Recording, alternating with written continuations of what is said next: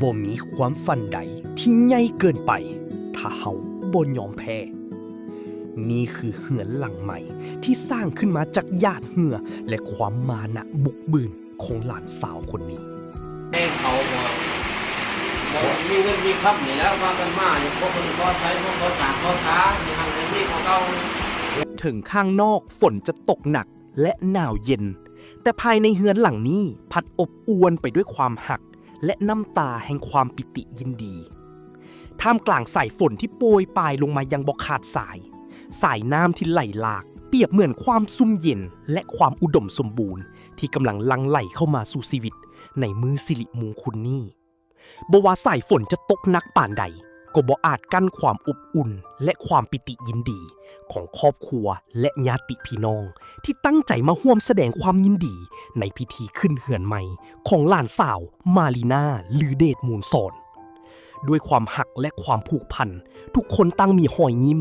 พร้อมกันห้ามซาดห้ามโมนห้ามบนโนนเข้าสู่เหือนหลังใหม่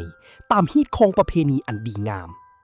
เหือนหลังนี้คือมากผลที่เกิดจากความมานะบุกบืนความสู้สนและหยาดเหงื่อแห่งงานของหลานสาวผู้เป็นที่หักผู้ที่เฮ็ดให้ทุกคนในครอบครัวต่างก็รู้สึกภาคภูมิใจอย่างสุดซึ้งในความสำเร็จครั้งใหญ่นี้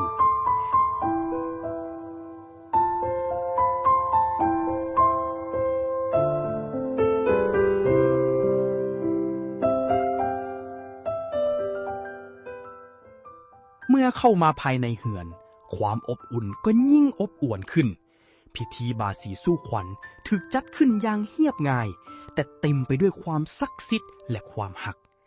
ฝ่ายผูกแขนแต่ละเส้นที่ผู้ลักผู้ใหญ่บรรจงผูกให้พร้อมกับคำอวยพรอันประเสริฐขอให้หลานสาวมารีนาและครอบครัวจงมีแต่ความอยู่เย็นเป็นสุขมีสุขภาพแข็งแรงเจริญหุ่งเฮืองและเฮ็ดมาค่าขึ้นในเหือนหลังใหม่หลังนี้ทุกๆหอยยิ้มทุกๆคำเว้าของพี่น้องที่มาร่วมงานต่างก็เต็มไปด้วยความจริงใจและความยินดีการสร้างเหือนหลังหนึ่งให้สำเร็จบ่แม่นเรื่องง่ายเลยแต่ด้วยความพยายามความตั้งใจและความอดทนของหลานสาวมื้อนี้ความฝันนั้นได้กลายเป็นจริงแล้วมันคือความภาคภูมิใจอันยิ่งใหญ่ของครอบครัวลือเดชมูลสอนภาพแห่งความสุขและความอบอุ่นในมื้อนี้จะเป็นความทรงจำที่งดงามตลอดไป